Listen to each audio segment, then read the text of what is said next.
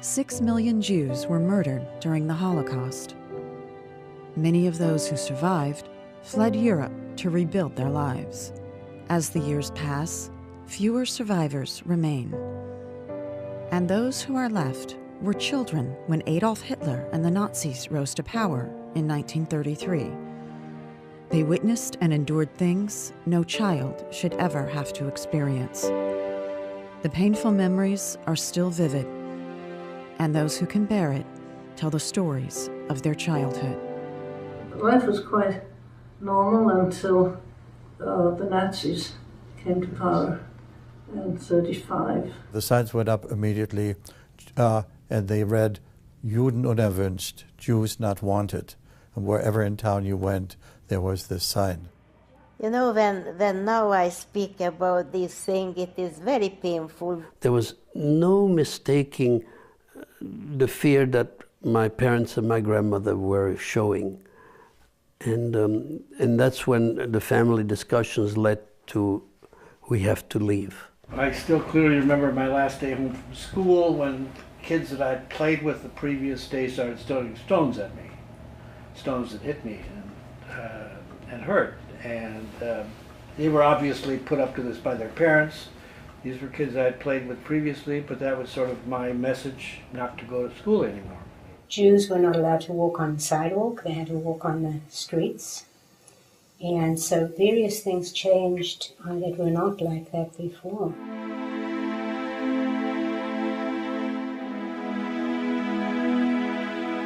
Jews, first of all, had to identify themselves by wearing a star on their chest, okay?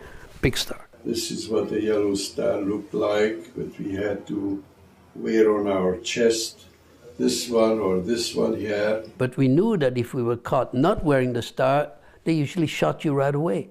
Well, if we had known then that it was being shot or going to camps and gas chambers, maybe people would have chosen to be shot.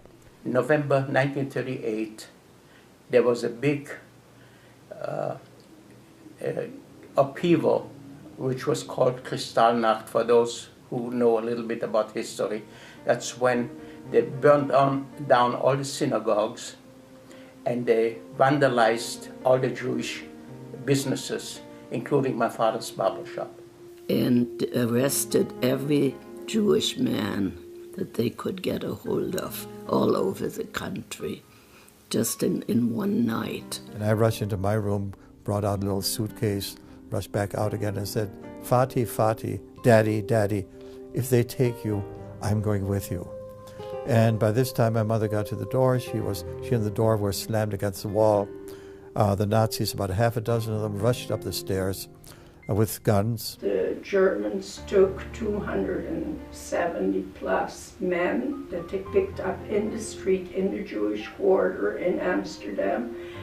And not one of those persons was ever seen again. We were in a house which was called the International Ghetto, and every night around midnight came a few young Hungarian Nazis. They are called Aerosmiths. I don't know exactly the right English name for them, but they were more cruel than the Nazis. They came in the night and tell you and you and you come, and then they took to the Danube and shot them. That's when they came down and took all the young people on transports to work in Germany, and and they started the Jewish raffles, meaning they would close up streets and take everybody away. In French, that's what the word raffle means. It has nothing to do with getting a prize. It means being taken away. They would just close up the street with their trucks and get in there with their dogs into all the houses and pull all the people they thought were Jews out and put them on the trucks, and they were gone. They lined us all up in front of our homes with the whole family, father, mother, whoever was in the house, and everybody else that was a Jew on that same street. And they asked us to take with us whatever we could carry. And we saw cattle cars, boxcars for animals, So we asked my father, they're going to transport us like animals in boxcars? The children, we were loaded in a railroad car and we were taken to Auschwitz. It's always night, you see. You have no idea because it was pitch dark inside these cars. In concentration camps, when the Jews arrived, they were tattooed with numbers, and they ceased to become people. They then became those numbers. And we saw skeletons behind the barbed wires. Skeletons, they were running towards the barbed wire fence, and they were begging us for some food. Well, we would give them everything, but we had nothing with us. We left all the food in the boxcars. But they looked awful. They looked like dead people are walking. Awful. I remember stories of a mother who had a baby on the train as they were being brought to their concentration camp.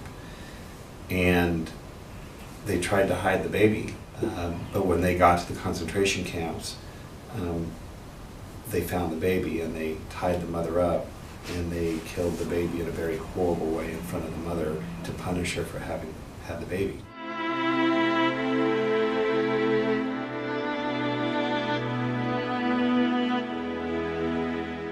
The killing started the very first day. Every day they shot between 75 and 100 men. It was a terrible place because from the whole town they brought there the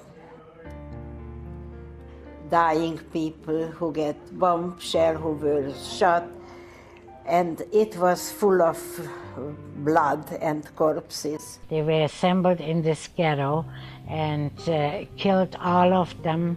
There were about 30,000 Riga Latvian Jews who were killed before we got there. And when we came into the ghetto, the snow was full of blood. Within about only 50 feet from the gate, a German officer put his cane around my neck, pulled me out of it. By the time they pulled 11 people out of the line, the 3,000 were marched to the gas chambers, and they were gassed and then later burned. Only 11 of us survived. Where those people are going? They said they are going to the children's camp. Sure. They went to the crematoriums, but we didn't know it. We didn't know it. Thanks God we didn't know it, because if we would have known, they would have to slaughter us right there. Who would let his mother or his father or his brother or his sister or his grandma or grandpa to go to gas chambers? This was the last time I saw my mother, just 39 years old. And my little...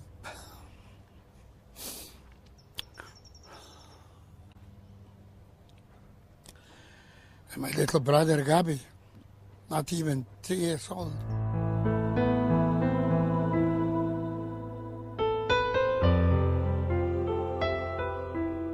It is a miracle these children survived to tell their stories. The survivors still wonder why they lived while others died. Although they find comfort in their Jewish faith, most continue to search for the answer. A lot of people ask me, I was only 15 years old, how I managed to survive myself. And that's a good question. I just didn't have the desire to die. What's kept me going is hoping that someday this will end. Feel very fortunate in a way that you survived as we did. We lost many of our relatives in the Holocaust, so that was a very painful thing. But I think we tried to have a normal life, not a life in the shadow of our past. It was very important to my husband and I that we keep the memory of all who died alive by passing it on to the other generations, to our children and to our grandchildren. And I like everybody to know that there's life. If you want to make it, you make it.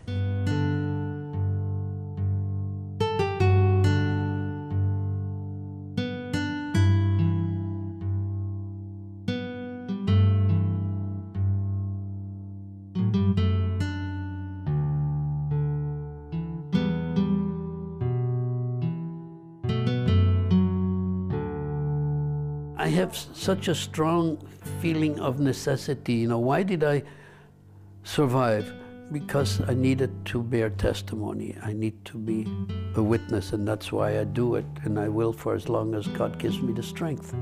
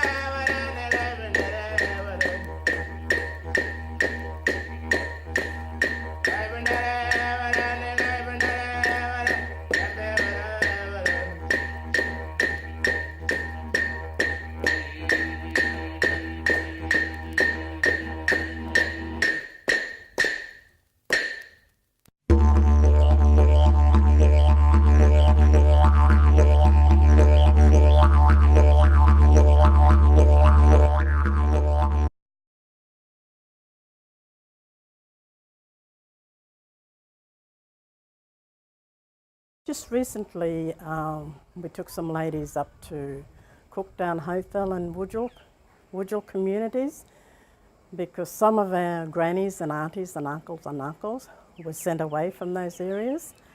And we called that project just reconnecting back to country, and you know, for us to just looking at a whole person, physically, mentally, spiritually, environmentally.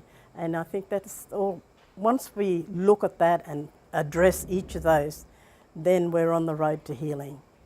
And I think that was really good for those ladies to do that trip, because now they feel a whole lot better, and they feel as though that they've achieved something in their life. There was a missing link there, but now that, you know, it's just that reconnecting back to country, and they were doing it on behalf of their loved ones that have gone well before us. My particular grandmother, my mother's mother, who was taken away from the Cookdown area, she was only 13, 14 years of age, and she had fair skin, but her mother was full-blooded Aboriginal woman.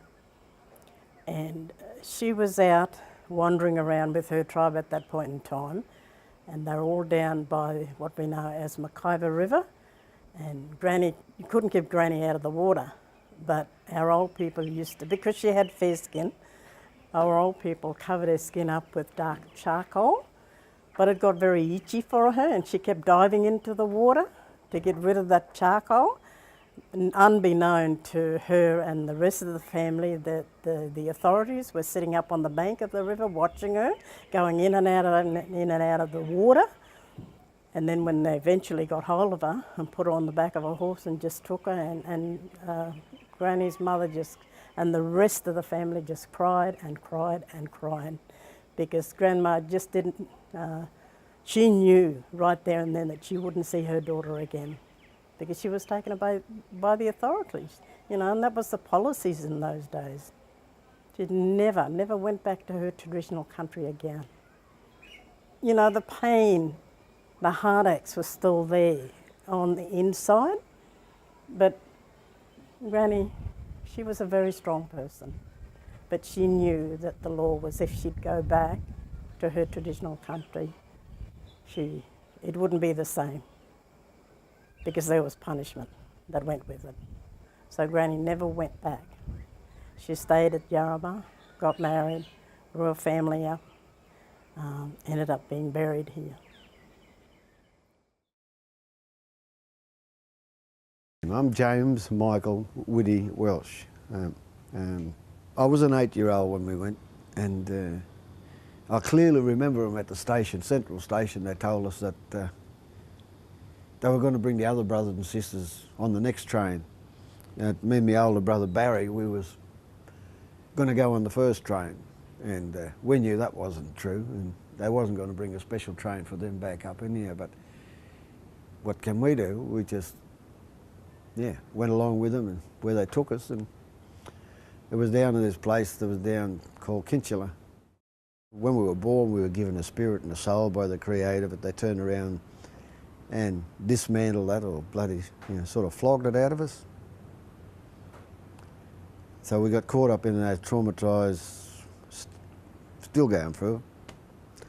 Not only, most people do, but never ever had that feeling that of home and being allowed to be home again. I'm waiting for that day to come. I'm still trying to find my world at the moment. It feels good when I meet the brothers from the past, from the homes and that, but I can't take that feeling home with me when I go home. It dissolves when we split up and go each our own separate ways again. So, I'm not just the one that feels this hurt and pain now. I've got 8 children, and they all feel the same. And something I didn't want to. I tried to protect them from it. But healing our past, build our future. Healing our past, give us a life. What are we worth? That's the question that we're asking. Building our future is something that everybody can do. We're trying to heal here, but we can't. We have to go back. We have to start the healing where it started, where it began in the first place. Then we'll move on, I believe.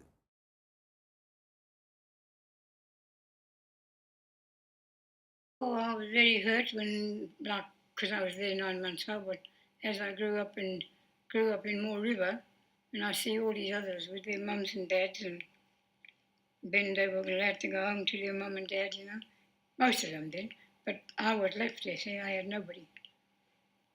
I always was told at Moore River that they just never knew. Never knew who my people was.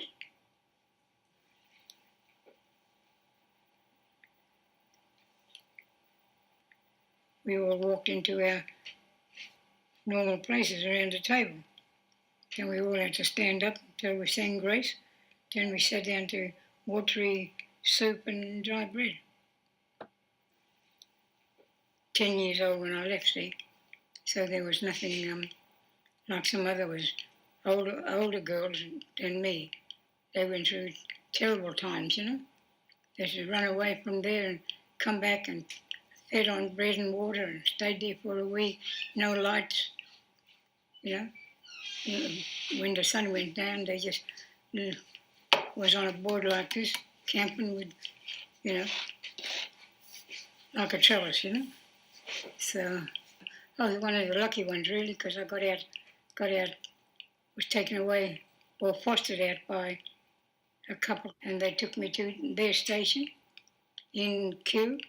It sounds weird, but so that they could teach me in the ways of their ways, to do housework and do this and that and whatnot. They treated us just like slaves, like Negroes. They came down and got me in a Model T Ford and